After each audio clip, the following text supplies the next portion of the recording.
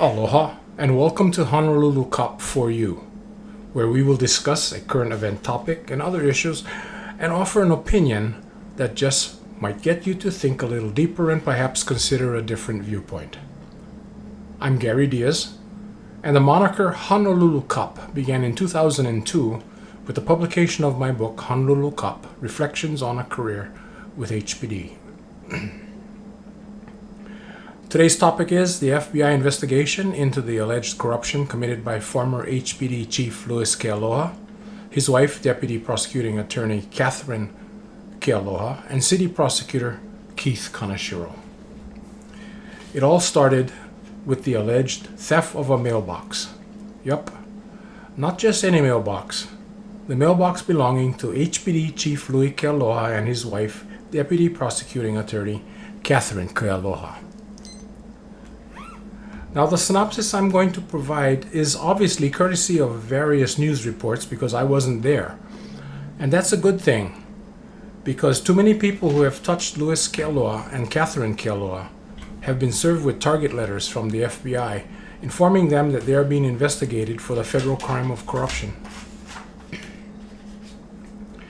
The sequence of events in this investigation is extremely detailed and confusing because someone seems to have manipulated facts and events to hide or cover up alleged crimes. And it gets a bit cumbersome when you try to look through all of the indictments because they're so long and so detailed. Not to mention all the side stories that come up, side stories such as a secret boyfriend and the perhaps illegally maneuvering to pay Louis Kealoha a severance package he wasn't entitled to.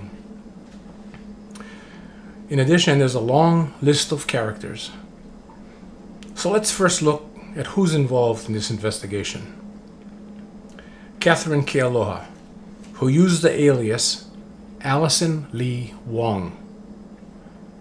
Kealoha worked as a deputy prosecuting attorney for City Prosecutor Keith Kaneshiro, and she is charged with criminal conspiracy, corruption, fraud, and obstruction of justice. Louis Kealoha, the former chief of police and husband to Katherine Kealoha, is also charged with conspiracy, corruption, fraud, and obstruction to justice. Gerald Puana, the uncle of Katherine Kealoha, who alleged he was framed for the theft of the Kealoha's mailbox. Retired Major HPD Major Gordon Shiraishi, a co-conspirator charged with obstruction.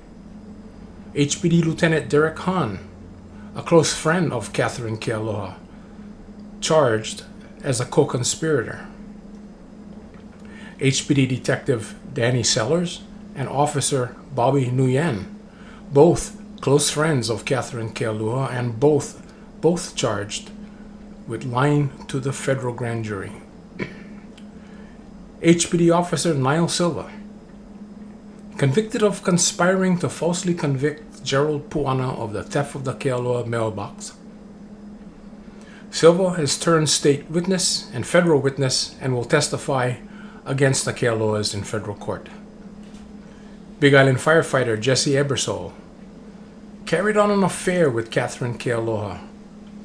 It is alleged that Katherine Kealoha ripped off her grandmother and used some of the stolen money to transport Ebersole to and from the Big Island, pay for his hotels, and buy him dinner and gifts. Ebersole has pleaded guilty, and he may testify against Katherine Kealoha. Man, didn't this guy know that a little illegal nookie will get you into trouble all the time? Alright, Ransen Taito. It is alleged that Katherine Kealoha stole funds from a trust for Ransen Taito and his sister. Taito pleaded guilty to criminal conspiracy against the Kealohas, and he is testifying against the Kealohas. He alleges that Katherine Kealoha asked him to lie about the disposition of the money. City Corporation Counsel Attorney Donna Leong. She received a letter from the FBI telling her that they were investigating her involvement in the payment of $250,000 to retired Chief Kealoha. Deputy Prosecutor Chassid Sapolu also received a letter from the FBI saying that they are investigating suspicious and unethical conduct regarding his involvement in the case. City Prosecutor Keith Conachero received a target letter from the FBI saying that they are investigating him for corruption and abuse of power. Rudolph Puana, Katherine Kealoha's brother, who once owned the Big Island clinic called Puana Pain LLC, it is alleged that Katherine Kealoha intervened in an attempt to block an investigation that was looking into the alleged distribution of drugs by Rudolph Puana's business. Why, is that a list or what?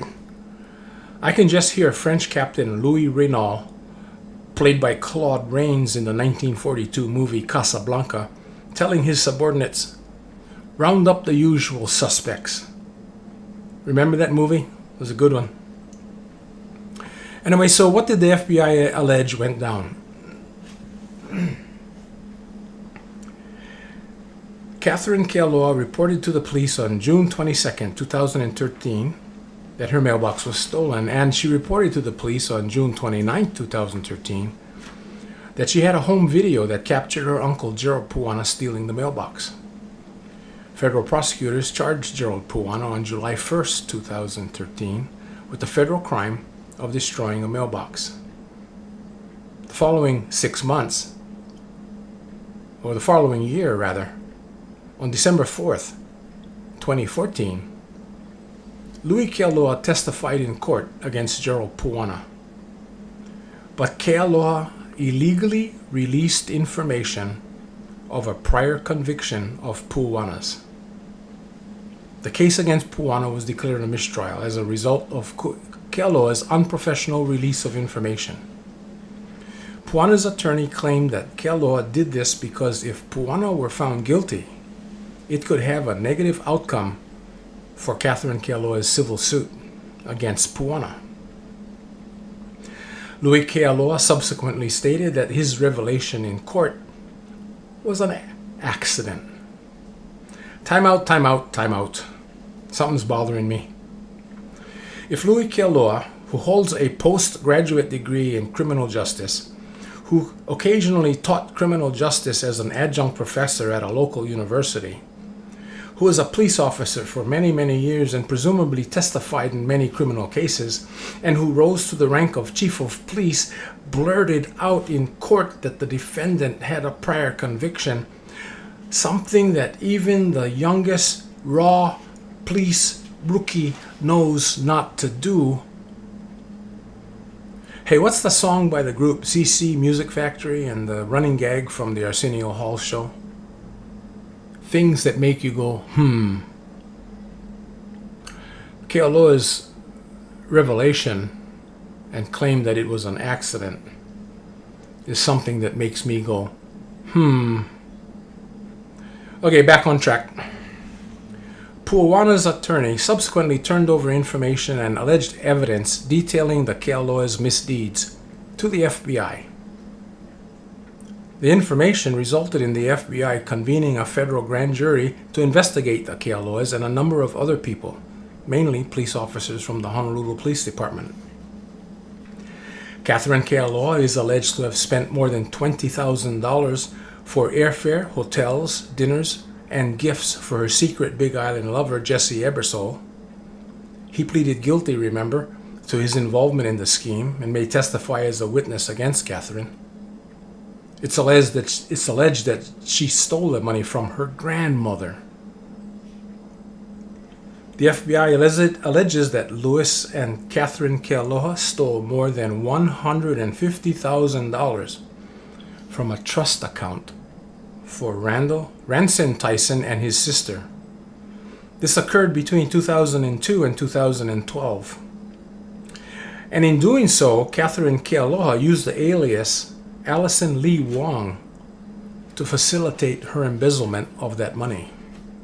Several attorneys have tried unsuccessfully to locate Allison Lee Wong, and to date, they have come up with nothing. Apparently, Allison Lee Wong does not exist. Is it just me, or does it seem that someone has been watching too many true crime TV shows? In December of 2016, retired HPD officer Niall Silva pleaded guilty to conspiring with Katherine Kealoha and other HPD officers to accuse Gerald Puana of stealing the Kealoha's mailbox. It is a gimme that Silva will testify against the Kealohas in federal court. It's probably also a gimme that he's going to be portrayed by defense attorneys as a liar trying to save his own skin.